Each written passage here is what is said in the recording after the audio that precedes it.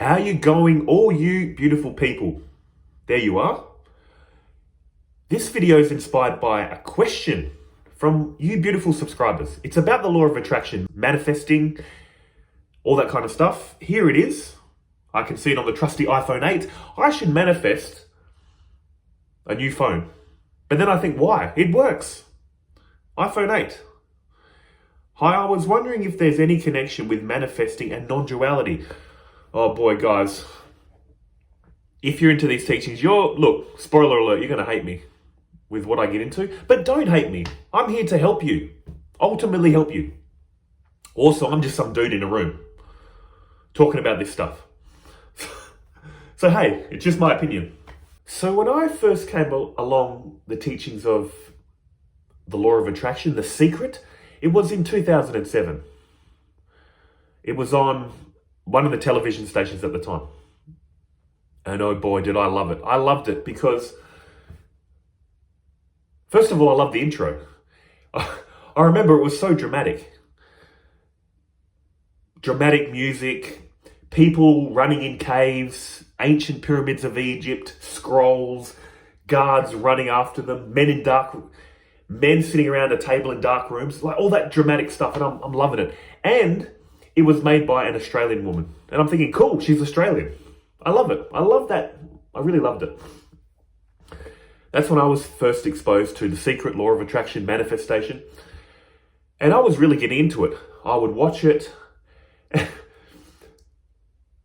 And some of the examples they were giving in this Secret, Law of Attraction, was there was a guy that was saying he would sit and think about money coming in the mail, visualizing checks in the mail. And then lo and behold, not long after, money was appearing in the mail. He manifested money appearing in the mail. And I was like, wow. This same guy, he also was saying when he drives to work, he visualizes the perfect car park. So he's thinking of driving to work, visualizing the best car park possible near his work. And lo and behold, when he gets to the car park, it's there. It's either there already or someone's just pulled out and he goes in.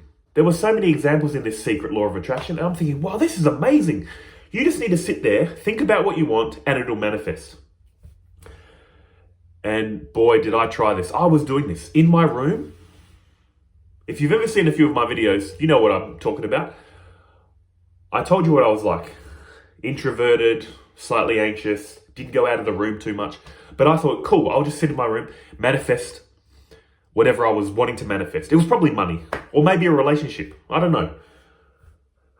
Had no money, had no social skills. I was probably sitting there trying to manifest a perfect relationship or money. But here's the issue. I was trying. The thing about me is, when I devote myself to one thing, I put all my attention into it. So I was sitting there trying to manifest, doing all the practices. It wasn't working. And then as I started to go online, some of these speakers in The Secret, they would expand on what we need to be doing. And I thought, oh, okay, fair enough. Because they would say things like, you need to think about what you want, constantly keep it on your mind, but then take action. You can't just sit in your room and think, I want money, I want a relationship, and then someone's going to knock on the door. Hi, is Simon here? He's manifested me, like the perfect date. Hi, is Simon here? I'm from the Law of Attraction. It's not going to work. I was checking the mail. There was no money. There was only bills. I was losing money. But they made a good point. They said, you need to think about what you want and then apply action. Which sounded more reasonable. And then it started sounding like, yeah, but that's what everyone does. For instance, if you want a relationship, you think about it constantly and then you go out and do things to get the relationship. You need to leave the house. You need to go on dates. You can sit there thinking about money, but if you want money in the mail, you need to think about it and then go get a job or go start a business.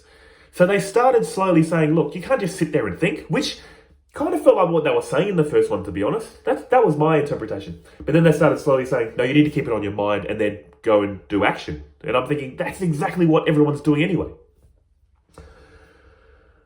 But guys, honestly, I lost interest in this kind of manifestation.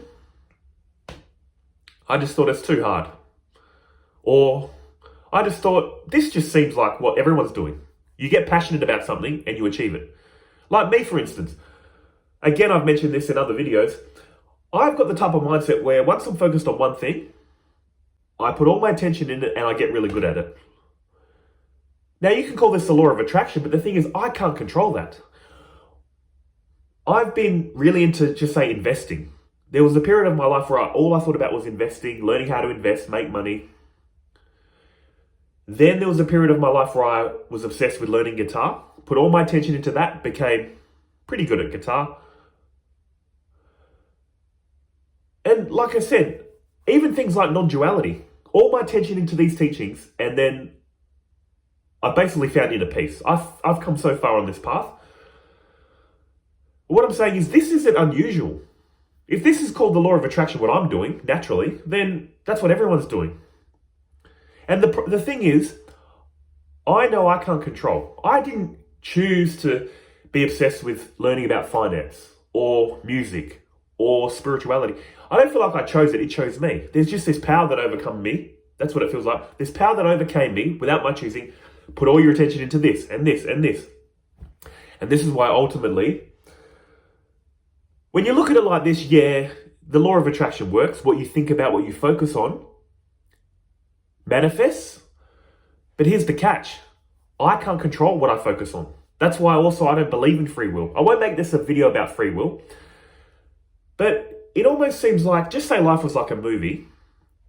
And in that movie, you were destined to win the lotto, make $10 million in the lotto.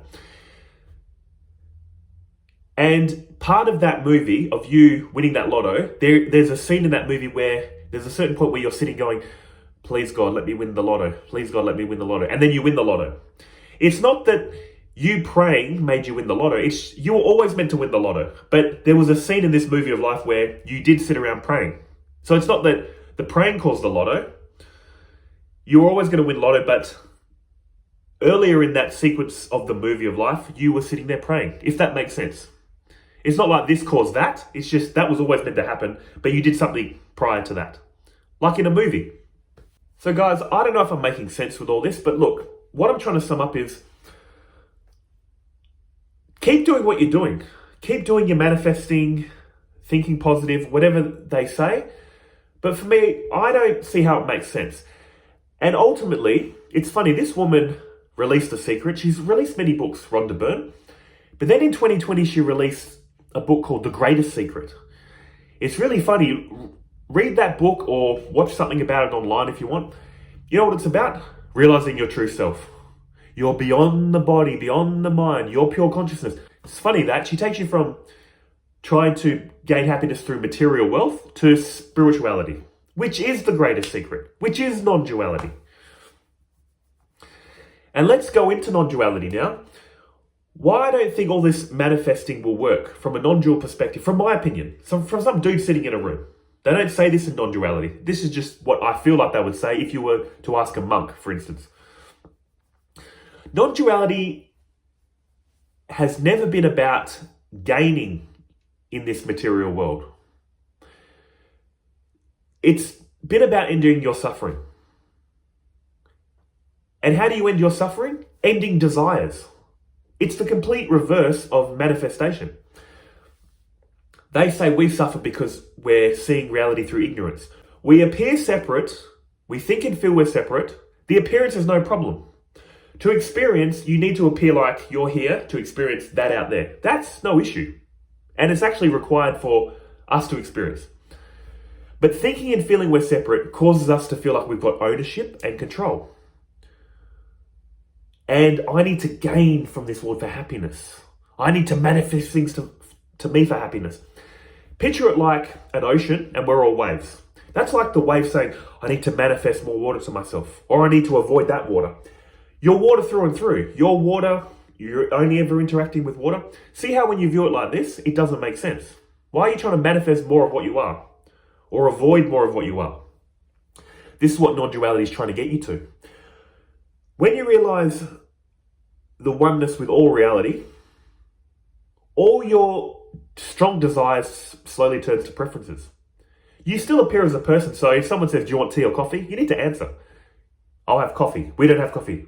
Tea then. We don't have tea either. All right, doesn't matter. You know that mindset of, yeah, I need to pick something, but whatever. Instead of, I need coffee. I'm addicted.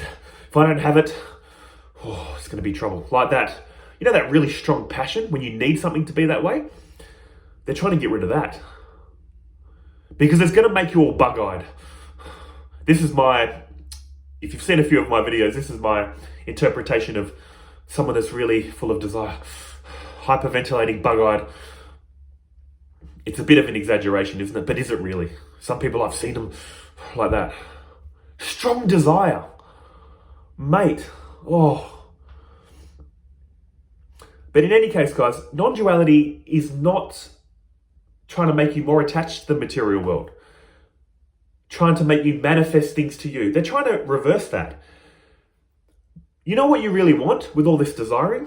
You ultimately want to be free of desire. Remember this.